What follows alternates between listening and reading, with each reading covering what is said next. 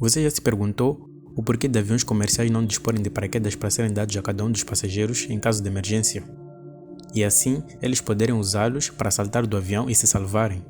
Bom, a pergunta é muito boa e realmente poderá salvar centenas de vidas.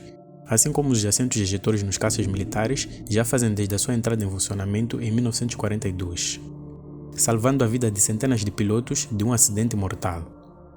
E se você está pensando na introdução desses assentos nos aviões comerciais, é bom esquecer a ideia. Para além de serem robustos, todo o processo de ejeção é bastante violento, resultando muitas das vezes em fraturas ósseas e lesões na coluna vertebral.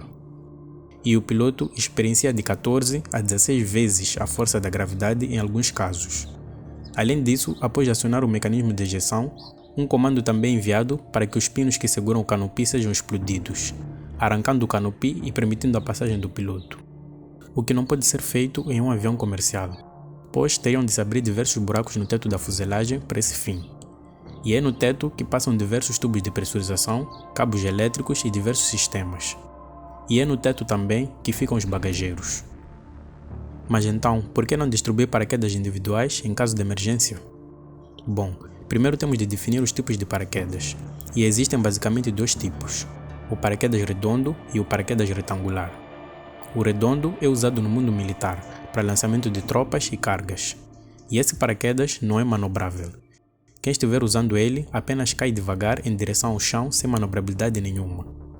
Já o retangular é sim manobrável, sendo o principal paraquedas usado em esportes e saltos. Quem estiver usando ele consegue manobrar e escolher o local que deseja pousar com boa precisão. O retangular não pode ser usado em emergência dentro de um avião, porque requer um treinamento bastante extenso antes do seu uso. Ou seja, um passageiro comum que nunca teve contato não conseguiria usá-lo.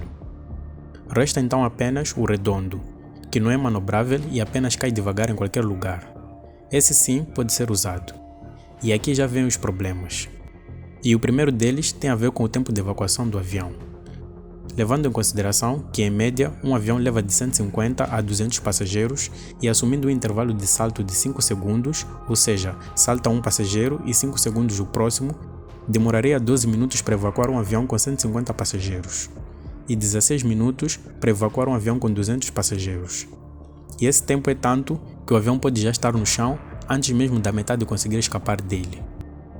O outro problema é a estabilidade do avião durante a evacuação. O avião precisa estar estável. Se tratando de evacuação em massa, um dos problemas que pode levar a esse cenário são falhas graves no próprio avião, tais como perda de uma asa, perda total do controle ou ruptura na fuselagem, ou seja, falhas graves ou estruturais. Uma vez que se todos os motores do avião pararem de funcionar, não significa um acidente iminente, uma vez que um avião ainda consegue planar por centenas de quilômetros mesmo sem os seus motores. E nesse cenário de uma falha estrutural, como a perda de uma asa, o avião estaria totalmente descontrolado, girando ou em mergulho, o que torna impossível a sua evacuação. Mas mesmo que o avião esteja perfeitamente estável, nem todas as portas poderão ser usadas para o salto. É preciso lembrar que em voo de cruzeiro, os aviões voam em velocidades típicas de 780 a 900 km por hora. Ou seja, saltando das portas da frente, a pessoa é lançada para trás e corre o sério risco de saltar e ser imediatamente sugada pelos motores. Mas mesmo que os motores estejam parados, ainda assim a pessoa pode bater a cabeça ou mesmo o corpo contra as asas e os motores, o que pode ser fatal. As portas de emergência ou janelas de emergência sobre as asas também não seriam uma boa opção. Isso porque em alguns aviões essas portas são bem estreitas, o que aumentaria o tempo de evacuação por pessoa e também pela existência da própria asa.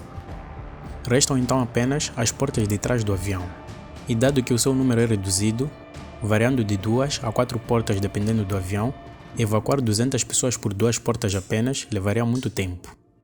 E há um detalhe muito importante que eu não mencionei até agora. É impossível abrir qualquer porta de um avião em voo.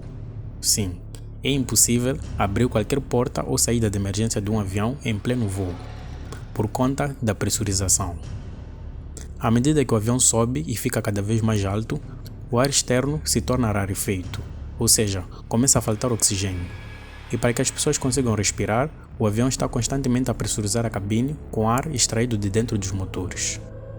Esse ar, que é retirado dos motores e é constantemente inserido na cabine, cria pressão. E é exatamente essa pressão que impede que qualquer porta seja aberta. É como tentar abrir uma tampa de uma panela de pressão com pressão dentro.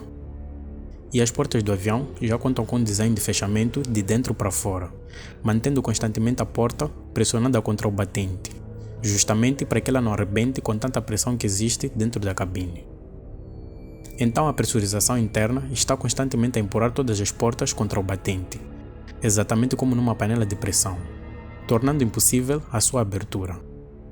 Para se ter uma ideia, a força que a pressurização exerce em uma porta chega a 5.600 kg por metro quadrado, em aviões como o Boeing 777. Pensa só nisso, existe uma força de 5,6 toneladas para cada metro quadrado de área da porta. E o único jeito de abrir uma porta de avião em voo é despressurizando totalmente a cabine de passageiros. E se isso for feito, os passageiros precisam estar usando uma máscara de oxigênio. Agora, imagina o tempo que demoraria após ocorrer a emergência para o avião ser despressurizado, 200 passageiros usarem suas máscaras de oxigênio, que devem ser móveis, usarem seus paraquedas, receberem uma breve instrução sobre como usá-lo e saltarem do avião. Imagina o tempo que levaria tudo isso. É importante lembrar que abrir uma porta de um avião a 700 ou 900 km por hora tem um sério risco, na verdade o risco certeiro, de que essa ação irá desintegrar o avião por completo, devido à tremenda força do vento, que é superior à força de um furacão categoria 5. Mas mesmo desconsiderando tudo isso, ainda existem vários outros problemas. O outro problema é a temperatura exterior. A temperatura externa, nas grandes altitudes em que os aviões voam, tipicamente a 30.000 pés ou 9 km de altura, varia entre menos 30 a menos 60 graus Celsius, dependendo da região. Imagina durante a emergência, somado ao pânico generalizado, a porta é aberta e entra uma corrente de ar de menos 50 graus Celsius. Além disso, para que os paraquedas funcionem durante a queda, a pessoa que estiver usando precisa abri-lo manualmente. E se a pessoa desmaiar durante a queda por algum motivo, esse paraquedas deve conter um sistema de disparo automático, o que encarece muito mais o custo do paraquedas. E os paraquedas só funcionam bem a partir de certas altitudes. Em altas altitudes, eles não funcionam muito bem devido ao ar rarefeito. E para piorar ainda mais as coisas, existe o medo de saltar de paraquedas. Muita gente teria medo de saltar de paraquedas. Muita gente teria de ser empurrada para saltar. Muita gente entraria em pânico, desmaiariam, ficariam histéricos. E existem idosos a bordo de um avião. Existem crianças, existem bebês a bordo, ou seja, seria um completo caos e uma situação terrível. E mesmo após saltar de paraquedas, isso não significa exatamente ter sobrevivido a um possível acidente aéreo.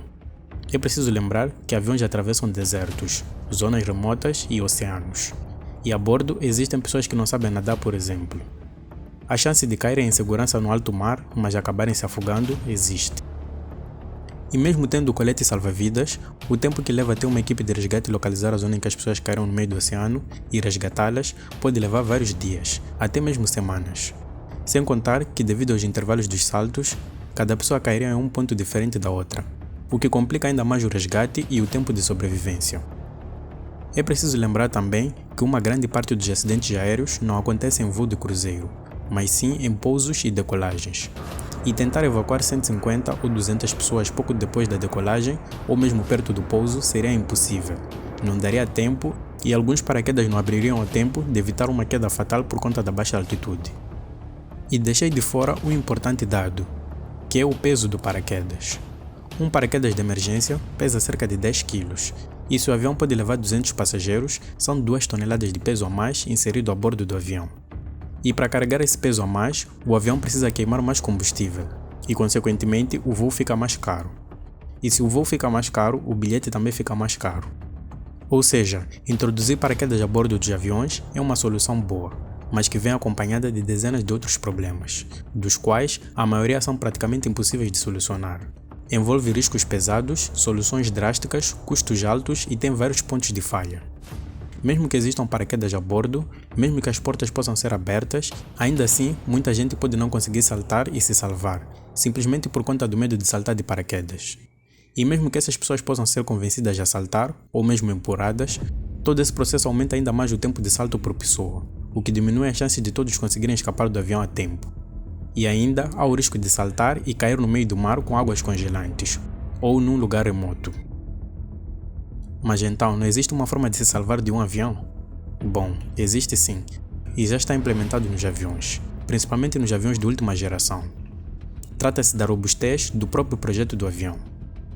Os aviões de última geração, como o Boeing 737 MAX, o Boeing 777, o 777X, o 787, o Airbus A350 e o A380 são aviões extremamente robustos e seguros, tanto sob o ponto de vista de todos os sistemas eletrônicos, de controle e mecânicos, assim como sob o ponto de vista da própria estrutura do avião. As chances de um avião desses perder totalmente o controle em voo, perder todos os motores, perder uma asa ou mesmo cair são muito escassas. Mas então, por que não colocar um paraquedas no próprio avião, ao invés dos passageiros, para deixar as coisas mais simples, assim como é feito nos aviões da Cirrus? Bom, primeiro que o Cirrus é um avião de pequeno porte e com pouco peso, condições favoráveis para a implementação de um paraquedas. Agora, imagina colocar um paraquedas em um Boeing 777, que pesa umas 260 toneladas com passageiros e carga a bordo. Imagina o tamanho que esse paraquedas teria. Ou mesmo em um Boeing 747-8, que pesa umas 400 toneladas e leva 410 passageiros. Na verdade, já foi calculado que o tamanho do paraquedas para esse tipo de avião de grande porte teria a área de um campo de futebol e meio, só de tecido. Imagina o peso desse paraquedas com todos os sistemas necessários para o seu acionamento e correto funcionamento. Além disso, se a emergência ocorrer pouco depois da decolagem ou próximo do pouso, não haveria tempo suficiente para um paraquedas desse tamanho abrir a tempo.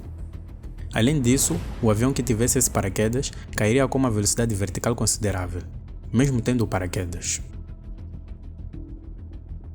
Levando como exemplo as cápsulas que levam astronautas, durante o splashdown, ou seja, o choque com o mar, os assentos já contam com um sistema de amortecimento para evitar fraturar a coluna dos astronautas, e eles já ficam numa posição mais deitada para melhor aguentarem esse impacto.